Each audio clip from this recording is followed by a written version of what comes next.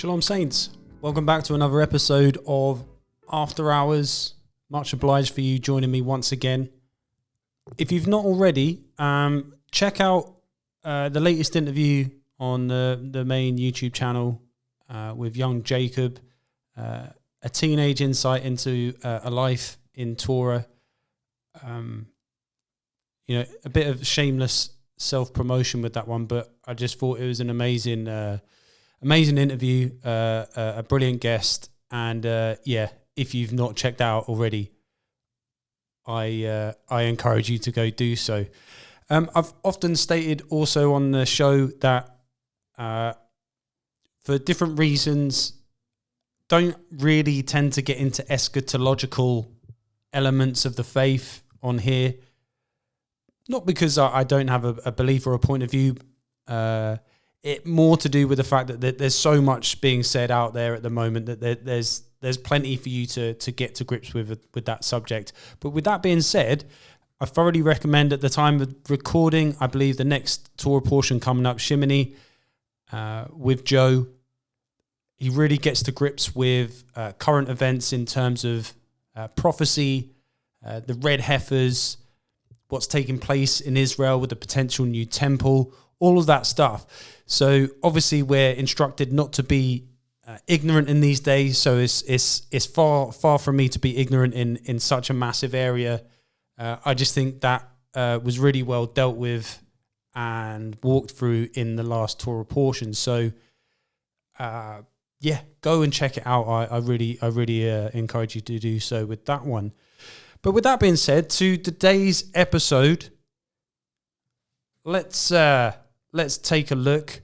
Now, my first outing, very short, very sweet. This is courtesy of our very own Jackie Brennan. He sent me this one the other day, and I just thought, wow, this is definitely one for the pod. But it's hard to do an episode without mentioning AI at this point. But here we are again. This is an AI-generated rendition of Drugs as Demons, which I think is a very interesting proposal in terms of the personification of substances, particularly as many advocates for stimulated experiences, shall we say, particularly of the more hallucinogenic variety, will quite often cite interactions with entities and beings, and quite often in culture and in general reference to drugs, there's a very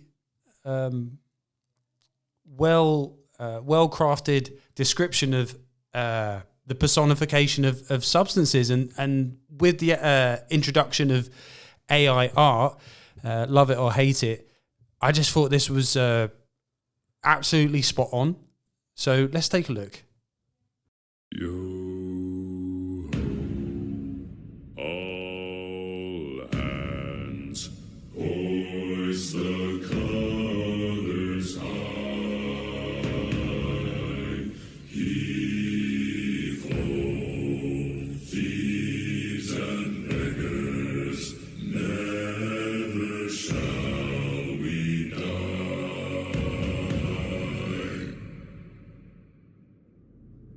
Now some have died and some are alive, and others sail on the sea.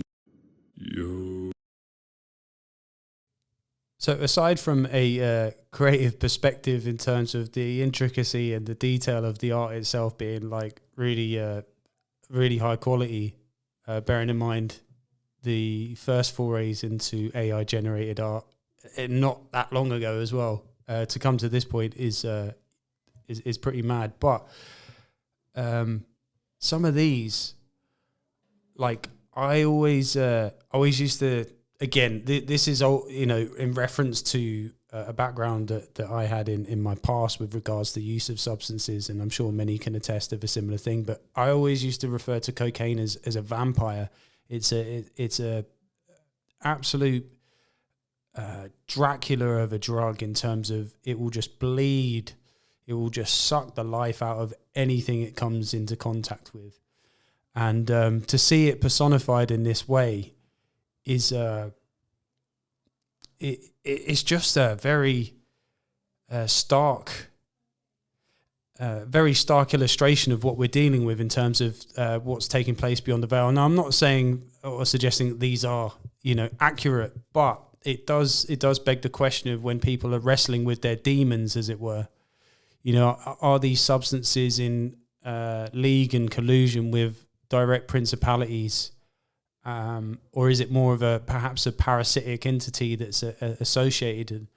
It's interesting. There's a lot of musicians and creative types who literally personify a time or a season, particularly under the influence of a drug, in terms of an alter ego or characteristic. If you, again, this is for the older heads. If you go back to David Bowie, and he would talk about being the character of the thin white Duke, latterly Eminem being the Slim Shady, this white kind of, just this evocative of a character that's associated with drugs is, quite a fascinating concept. Cannabis, look at this, like the Dr. Seuss style, features.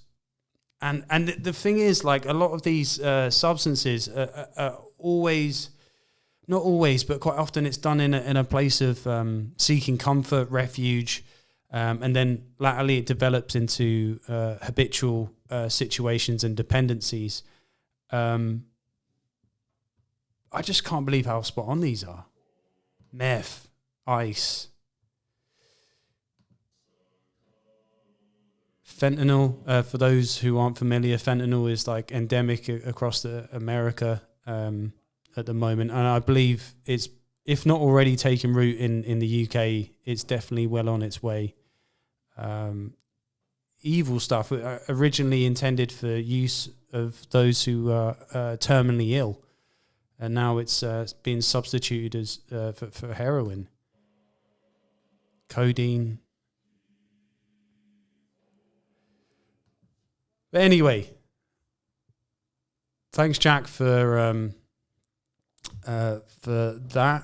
A nice, interesting way of getting into our first subject for today. Now, for today's show, it's one subject, and for the sake of a disclaimer, I guess, because this could potentially be, I don't know, maybe somewhat of a controversial subject, which really, if you find it controversial, it's offensive, then I'm glad. I'm happy to do that. However, as a disclaimer, yet again, this is my opinion or my foray into a subject that isn't necessarily representative of the fellowship or individuals within the fellowship. I couldn't say if it was specifically, I couldn't tell you what the position was. I could guess. I could definitely take a guess in terms of the position on this subject. But for me personally, this is a foray into some of my thoughts and feelings about a potential this subject today. Again, it's very vast. It's very big. It's very nuanced, and it would take a very long time to go into fully. But I think just for the sake of touching on something that came my way recently, I thought it'd be remiss not to have a little chat about it, because although this is a topic that does come up within the Bible at certain points, particularly in certain Torah portions, for me, it may not necessarily be something that's taught on massively. It's certainly known of and discussed. And who knows, that there probably are Torah portions that have been recorded in the past with reference to this. But I thought as a subject, it's a continual thing that pops up, particularly within the Hebrew roots movement, as it were. And so I thought it'd be good just to take a look and, share some thoughts and opinions on it. So let's take a look at the world of polygamy. Now, this came away through the YouTube channel of a guy called Peter Santinello. If you're not familiar, he's a secular journalist who tends to spend time with fringe communities, religions, all sorts of people. He's kind of like a Louis Theroux, but maybe not quite as naively manipulative. He's a bit more kind of straight up with what he does. And, he's done some good bits where he spent time with the Hasidic community, with Mormons. And yeah, so this outing, he's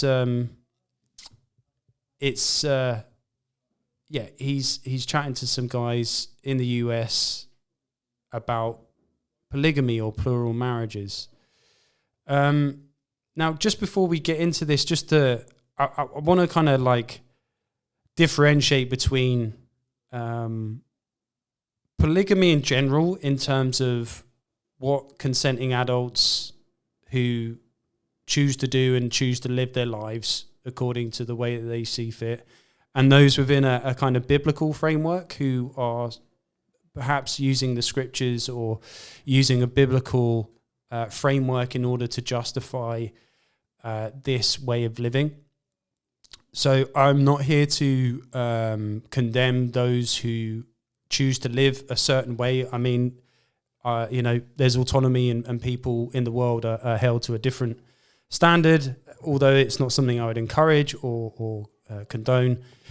This is more about the potential use of it in a biblical context, particularly in a community or with a group of people, to live this way. So this is an insight in terms of some folks that have experienced this, and I think he gets quite a good take on it. So we'll skip through and have a skim. I would recommend watching the whole documentary. I say documentary; it's only an hour long, and he has some really good insights and some great conversations with some really open and honest people about it. And let's have a look at the intro and go from there. Today we have almost impossible access to get, but we got it. I've been in 2 plural families myself, so I could say I'm a polygamous wife. This isn't for everybody. BMW stands for Big Mormon Wagon. And we had one. You'd be open to a plural marriage, and you're 85. I want to build a bridge so that people won't be afraid of us. You think it's like a natural human thing? I do. That is the all-seeing eye of God. What if a gay couple tried to come into your church? You're a plural marriage twin. Okay. Oh, okay. I would say Warren Jeffs is horrible. It's like a rival Washington, D.C. They have their own currency, have their own language. Own language? The Deseret alphabet. Can you leave at any time if you want? There's 22 of us total, myself included. We might be different, come from different walks of life, believe different things, but we're all people. Good morning, guys. Today we have a very interesting video.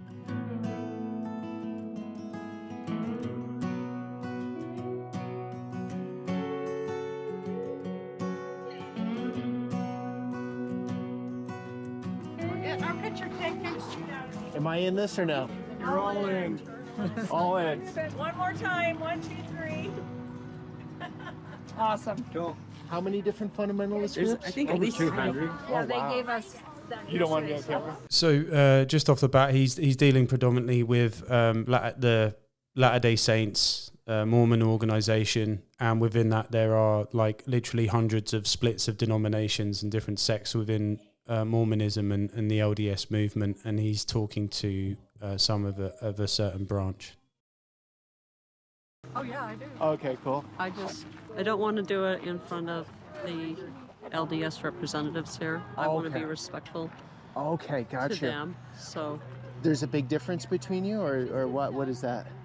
yes, we believe in the fundamental principles that Joseph Smith and Brigham Young taught, Okay. and they've taken those away. And for those that don't know, Joseph Smith was basically a Freemason.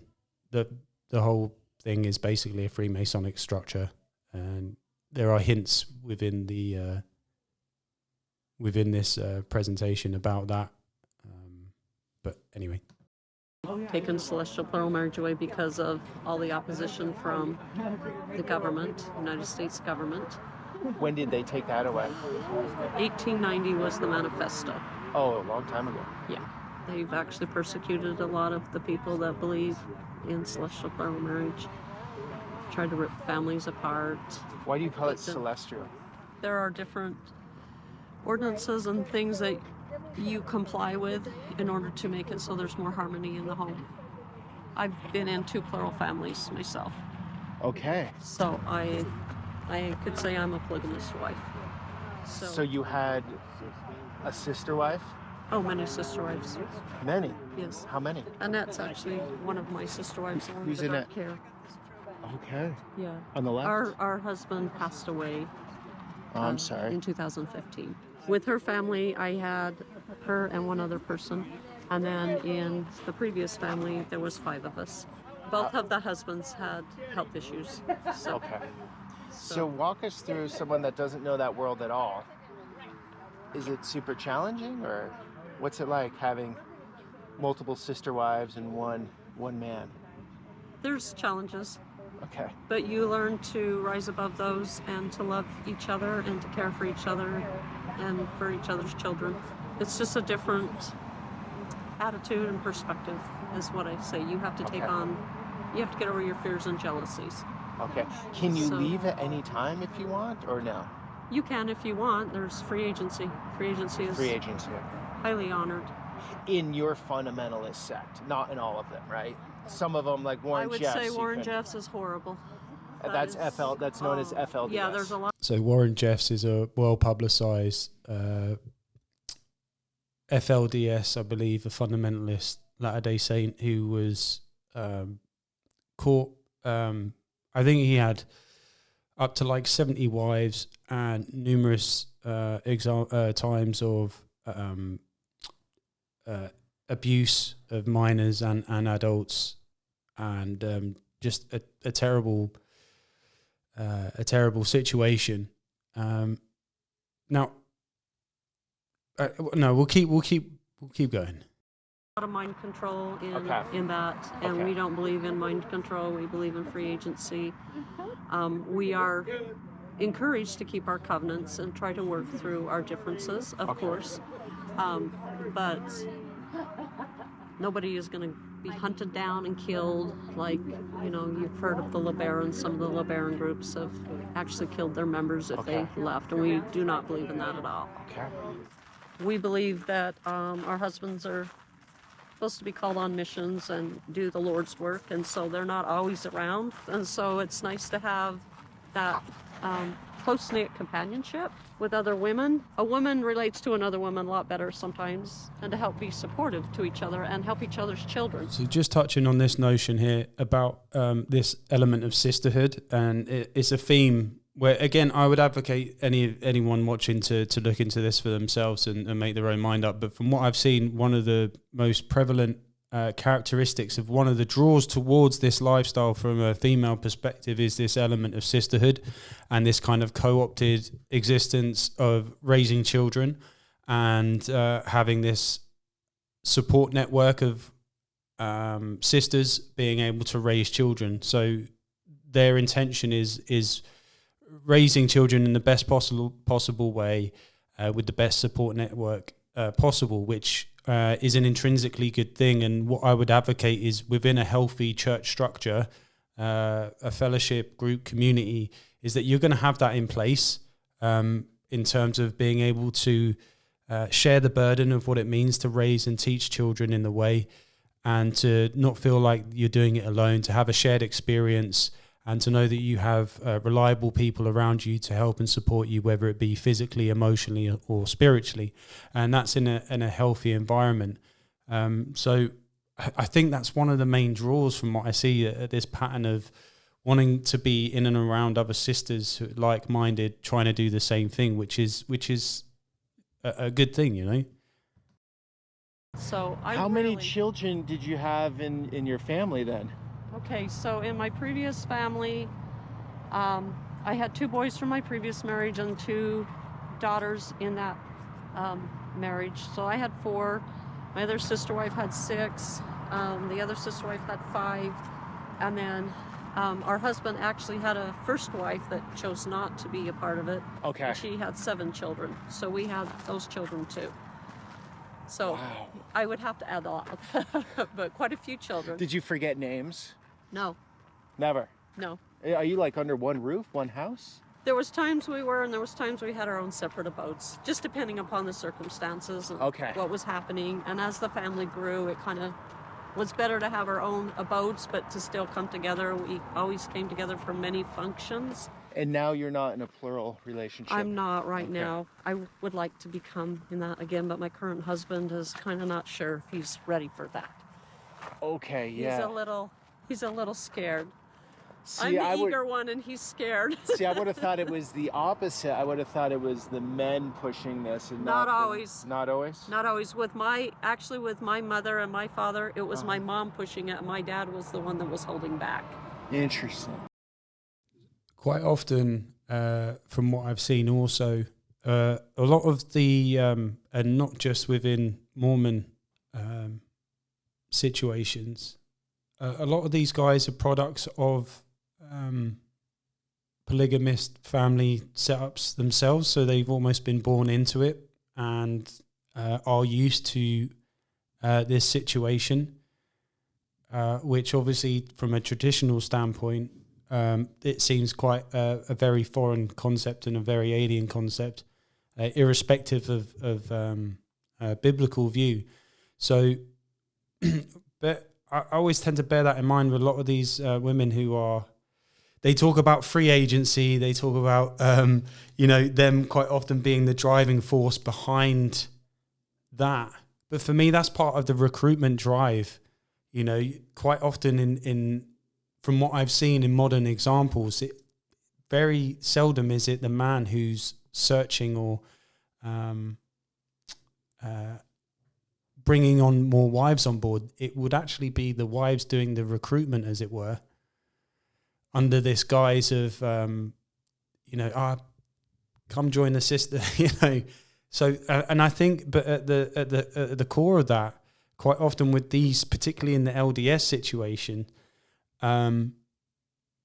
there will be like a structural hierarchical center point to that, whether it's arranging marriages, whether it's those facilitating and encouraging it, quite often comes from maybe a slightly more suspicious source. Now, just to point out, why am I using these guys as an example of it? Obviously, this is only one element of those that advocate for plural marriages.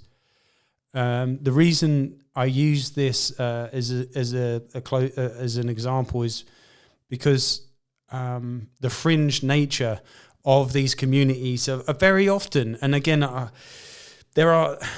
not saying that those who are in the Messianic faith are the same as, I'm not saying that, but in fringe communities that basically use a lot of language like covenants and keeping the law of God, a lot of them will say that they're trying to live the way that was cited in the Old Testament, and that it advocates for this lifestyle within the Bible, right? Because that's where it starts, where the muddy waters start to get more muddy, basically, is that this is an organization, albeit a splintered one, that will advocate a biblical backdrop and justification for plural marriages. And I don't believe, in my experience of within the Hebrew roots Torah movement, as if you can call it that, there are those that would do the same and will look to the Old Testament and will look to the Bible to justify and explain the reasons as to why they pursue this choice. So that's why I'm using these guys, not saying that we're like the Mormons, but that was just my thoughts. Because quite often, you can watch things about stuff that goes wrong within well-intentioned communities that, they actually, they keep the Sabbath and they don't do the feast of of the world, and they talk about living closer to the Bible, and these are all things that as Messianic believers we advocate for in the same time. But I think partly as a warning, but also as an apologetic for ourselves, that we're not all like cut from the same cloth when we start talking about wanting to live in the way that the Bible cites, because quite often the perception is that this is what we're like, this is what we're suggesting. Oh, you want to do the Old Testament, you want to have loads of wives and da-da-da. And it's like, no, we need to distinguish and say, like, I don't think that this is either right or actually prescribed in the scriptures. Anyway. Yes, because he realized the responsibility and was like, can I make sure everybody's happy? And the financial responsibility is massive. That's very massive. So most of the time all of us are going to work, or there's certain wives that will go to work and others will take care of their kids and help teach them, and or they'll take turns. So not every family is the same. Do you think plural marriage is a natural thing because it comes from your God, your scripture, let's say? Well, the way we look at it is, if there's a really good man that's righteous and that wants to be honorable to his women and to the children, he should have that opportunity to be the father of as many children as possible. And we believe that So this is actually a deep point. I think in general there's a lot of elements to this. So in a world that's fallen and there may not be as many counted as righteous in a modern context, a guy who's considered righteous and could be an attractive proposition for women in a world where there may not be very many good men. You've also got an element of kind of like, it's hard to touch on this without getting into the wider perspective, but this element of like the strongest man. So those who are, the best hunters, the most virile, the strongest king will tend to dominate like an area or like a gene pool because of their dominance in terms of how successful they are within a community context. Can also be a reason to advocate for this lifestyle. Now, this is where an element where it can get twisted from a biblical perspective, in the sense that it would advocate that in the Old Testament that many of the forefathers were polygamists themselves and took more than one wife, which is true. However, I put this in the category of divorce. It says, why did Moses prescribe? Why was divorce permitted or prescribed for Israel? It was made permissible because of a fallen situation. It wasn't necessarily God's intended divine design. It was actually a violation of that. And so therefore they had to put in a structure which then made it something that could possibly be workable within that environment. So again, this element of, a righteous man being father to many, this is what was done in the Old Testament. This is what was God given and God ordained. No, unfortunately, that's not necessarily the case. Now, this is where it's even slightly more nuanced, where people will say within the Torah, it's not directly outlawed within the Torah. It's not a violation of the Torah. David did it, Solomon did it, all of these individuals did it. But it doesn't say not to do it. It actually gives stipulations as to what to do when you do it.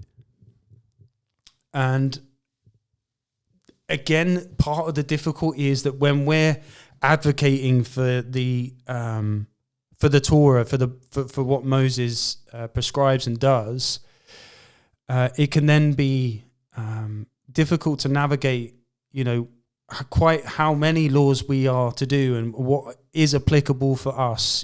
Some are women, some are Levites, some are farmers, some are, but unfortunately, there are those, and I know this to be a fact within, this area of the faith, where they'll start citing this situation as a means to justify polygamy. And just to, I guess, while we're there, when we're talking about these individuals in the Bible that indulged in this, just got to ask yourself, how did they get on? How did they get on? How did it work out for them? As Paul says, some things may be permissible, but it may not be profitable. And I would put this top of the list. This may well be permissible in certain situations, and God actually describes what it means to apply this in certain situations, whether it's your brother's wife, etc., etc. There's so much on that. However, it doesn't mean to say that we should just go ahead and do it. And this is part of my heart of why I'm touching on this in this area, is because I believe there are a lot of people within, particularly women, who are in this area of the faith, who may be vulnerable for different reasons to the guise and persuasions of men, particularly ones that are charismatic, those who are organized or leading certain situations, who are able to go on a recruitment drive and to prey on women who are desiring good things, and are actually falling foul of really wonky stuff, really, really bad misuse of the Bible. Why do I have a problem with this? I don't have a problem with individuals.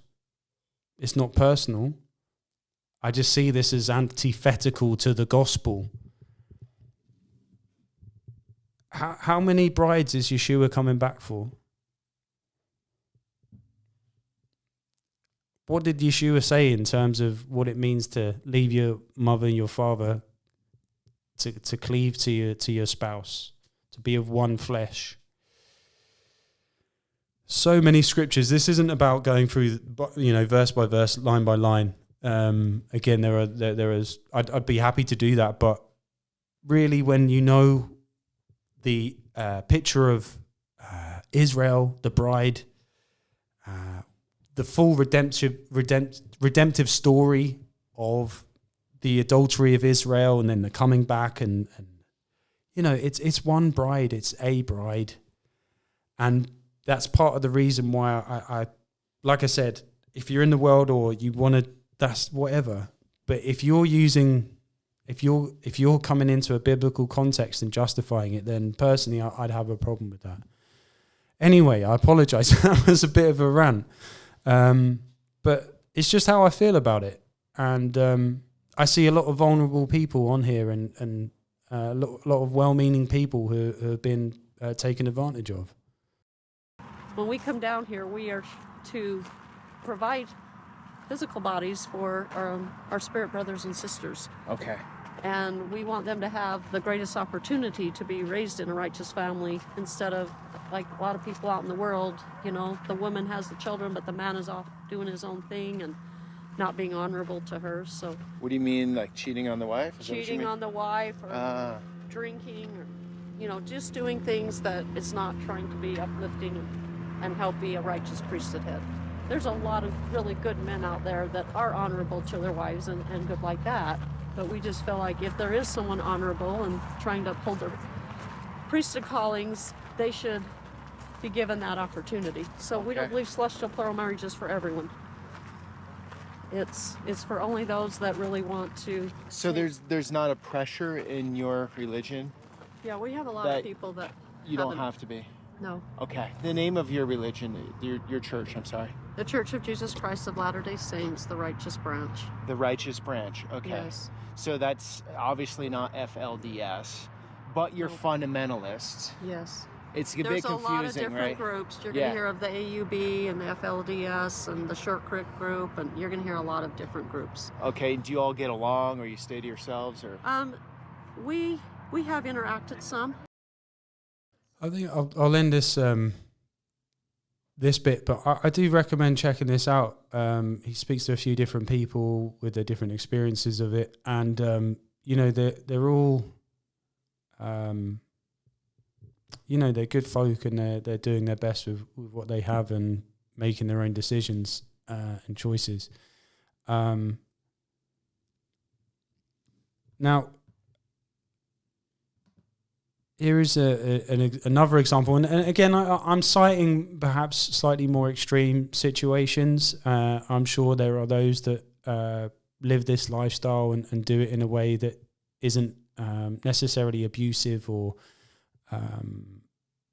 living badly as such. But I just think there's an overall tone of it that I don't really like at all, and maybe some of these extreme examples kind of paint the picture of the tail end of what can happen if it goes wrong. Because again, I want to kind of state a case that there's a lot of things that can go in well-intentioned and it starts to unravel because it's not actually a viable, fulfilling way of living biblically. It may be carnally, it may be in a secular situation, but if you're really going to be looking at the spiritual fulfillment of what the Bible says in terms of what a marriage means, what it represents, and how you are to fulfill that, you're going to be in trouble. It's going to unravel. So I'm not saying that these extreme situations are right.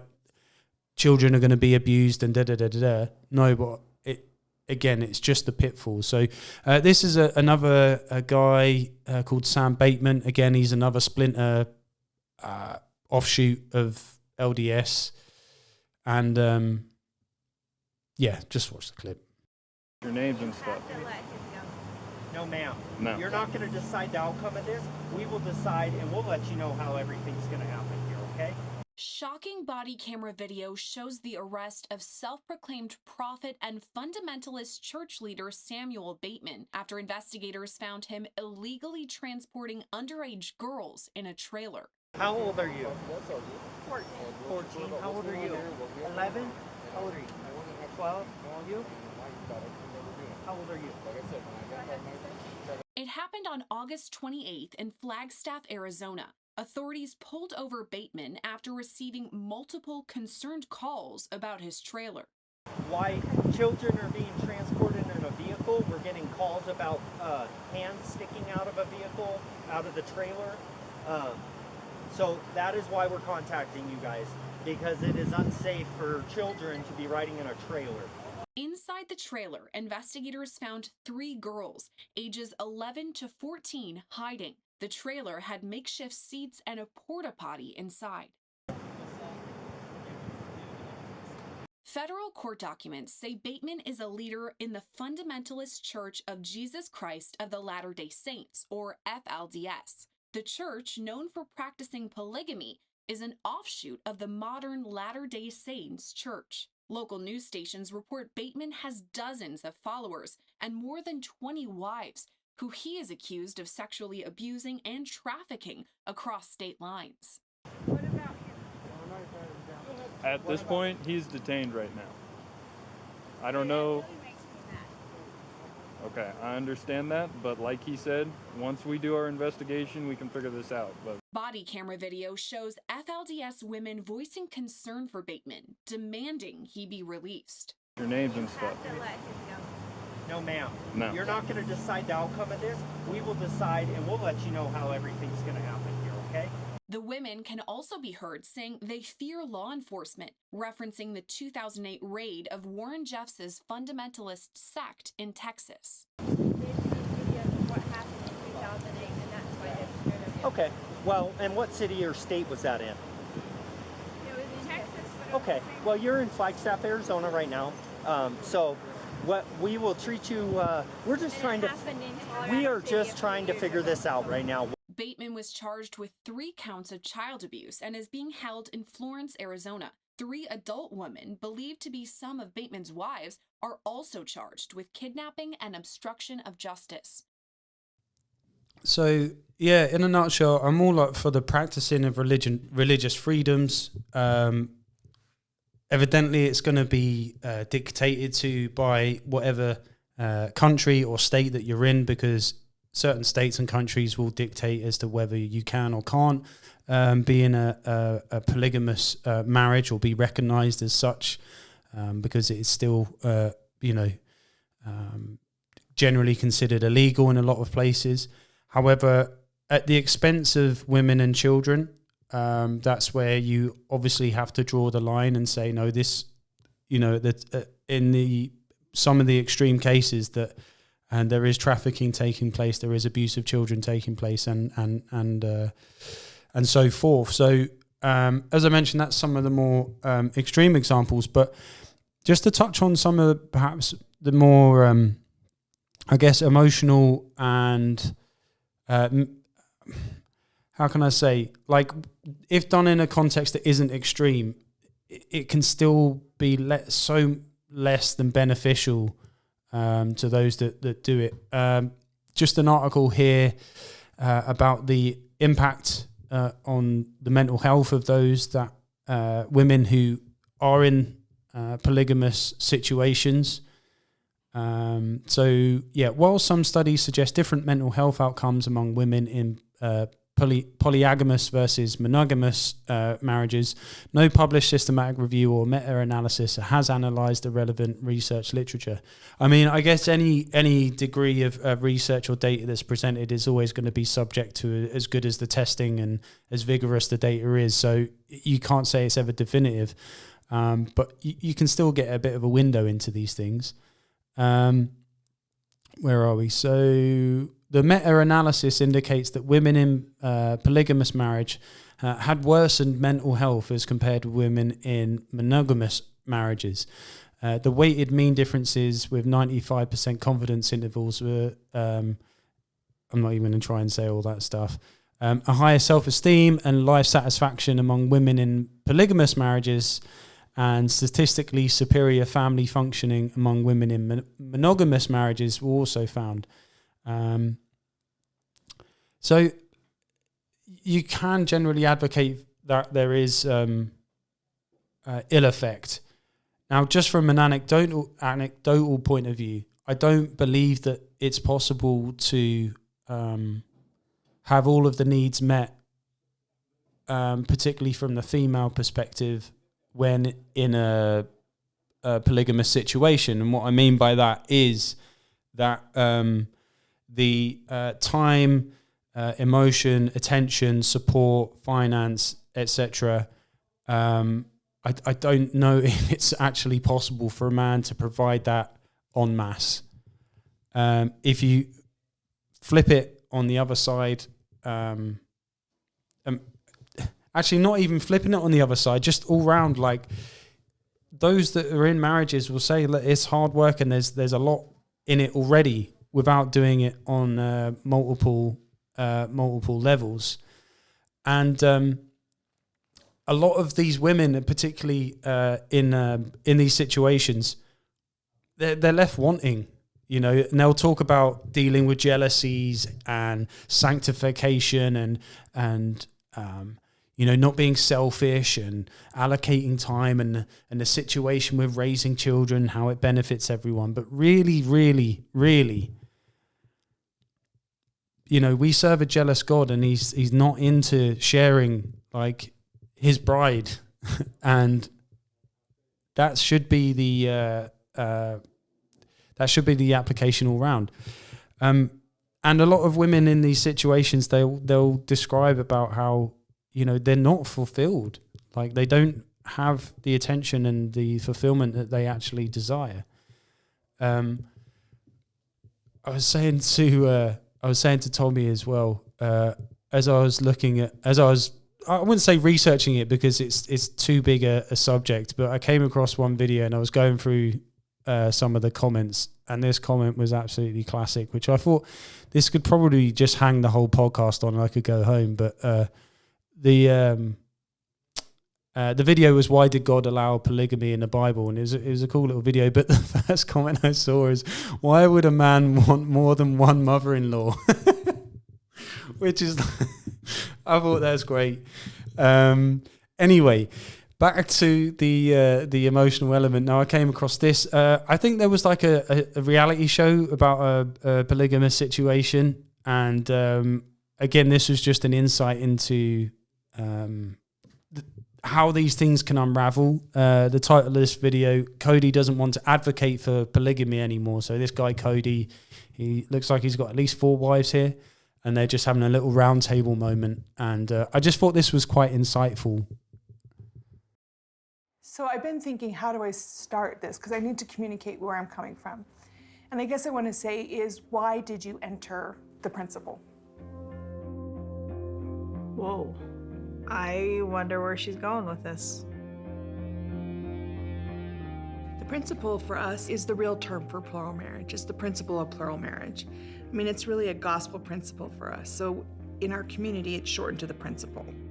No, I am surprised. I did not know what her questions would be. Wow, okay. I mean, I did it because I love the whole idea of the whole family and this whole group synergy, and I really felt like we would get progression, right? The whole idea is that we overcome our crap. Yeah. The whole purpose, we truly believe, of living plural marriage is that you have to learn how to not be selfish. I mean, I don't know. I guess for me, it was just like being raised in it. My dad took his first plural wife when I was like 11 years old. I had a lot of years with other moms and other siblings that weren't just from my mom. So it wasn't out of the ordinary for me. I like the example that my grandmas were, for sure. And just while I remember this point, when I was talking about fulfillment and gratification, I truly believe that a man's emotional needs and sustainment will come from one woman. And if a man is driving a and some might not like this statement, but I'm not really bothered. If a man is advocating for this, I'm telling you it's from the flesh. This is a carnal situation. Now, are people, do they have the potential to be able to have multiple partners and all of that stuff from a physical perspective? Clearly, things would suggest in this fallen state, yes. However, because of those, because of the biblical citations of what marriage actually is, how it is to be walked out, and what it represents, any man who's advocating or trying to pursue this, it's coming from a physical perspective. He's not looking for more emotional support, great ideas, or he's looking for something, and we know what we're talking about. He's looking for something that's carnal, physical. That's it. Anybody suggesting otherwise, I will say is a liar. They're lying. It's that, and some may not like that. They might justify it and say, no, well, you know, he's providing, he's giving life to children, and nah, he's trying to get more of that. That's it. That's it. If I'm wrong, I'm wrong, but that's where I'm. They were just really close, and after my grandpa died, they just stayed together. So I liked the sisterhood. To me, that's what family was a lot of grandmas. And then I had 2 moms, and so that's what a normal family was to me, was a lot of moms. The big family thing was always really cool to me. I loved when I first met you guys, how you guys functioned. I loved it. You know, when I saw you guys at the house in Lehigh. We seemed so functional. Boy, we pulled the wool over your eyes. Oh my gosh. It's sad. It's really sad. Like, these are all, you know, family functioning and being in a big family. Like, these are all incredible things, like, truly. And what seems to be the latest wife in that situation saw that, and that was appealing. Like, I get it. Gosh, wow. I never said that. I still think that still exists. And I've thought about this a lot lately because I've told friends recently that I didn't want to be an advocate of plural marriage anymore because I am more aware now than I ever was before the apparent and obvious unfairness in the relationship. Some are up, some are down, but it's, you know, it's always changing. I know I have all the love I want, and you guys sometimes feel like you're pining constantly for me to, you know, give you some. that's the rub. That's where the rubber meets the road for me. It's not possible. It's not possible to give sufficient time, attention, love, care, all of these like essential attributes and qualities to what it means to be in a covenant, a fruitful covenant, you know. And again, just because things have been allowed or been permissible in the past doesn't necessarily mean it's God's intended design. And I just thought this guy's admittance here is just a really, it says a lot. I mean, the other day I was having dinner with Logan and I was like going, I have really messed this up. We came into this by way of commandment. We felt like we were supposed to live it, and we had an ideal that it was a better way. And it come to a stark reality of the struggle that it is. I think for this subject, again, it can be something that can be discussed more, and there's a lot to it. But obviously, I need to condense and try and pack in as much as I can. But essentially, for me, what I'm trying to do is show my heart in terms of a warning and a protection to those in this branch of the faith. If you ever are to come across this so-called biblical notion of plural marriages, just be careful. I've seen direct results. I've seen indirect things take place, and I just plain don't like it. And like I said, a lot of us on this walk can maybe find ourselves in this position of, being strong in the faith and walking in the Torah and the commandments. But really, there's a lot of vulnerable folks out there. There's a lot of people who need love and are searching for their spouse and will compromise on certain values and positions and beliefs in order to facilitate a situation that means that they could be loved and cared for. So that's basically why I thought it'd be good just to touch on this. Now, I'm not saying that this is a thing that's massively prevalent. Is it discussed within Christianity in general? Yes. Is it discussed within more splintered elements of the faith? Most definitely. And I know for a fact that if I was of the volition of having more malevolent intentions towards more vulnerable people, I would gravitate towards fringe religious communities. So that's I say this as a warning that there are people out there who try to facilitate and to gratify their pleasures, their desires.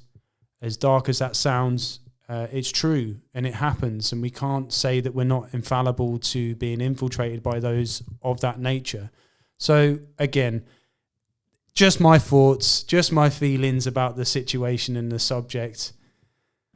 As ever, if there's anything that you disagree with, anything that I've touched on that you feel like is incorrect, am I way off the mark? Am I wide off the target? Do you believe that this is a thing that's applicable and is for us for today? Or is it, as I've mentioned there, something that we just don't do and needs to be left back in the annals of history rather than revived in a kind of pseudo biblical justification? Yeah, so that's my take on polygamy. As ever, like, subscribe, comment, do all the stuff. But again, I thank you for joining me. It's been a pleasure as ever. And I'll, Yah willing, I'll see you on the next one, From Our House to Yours.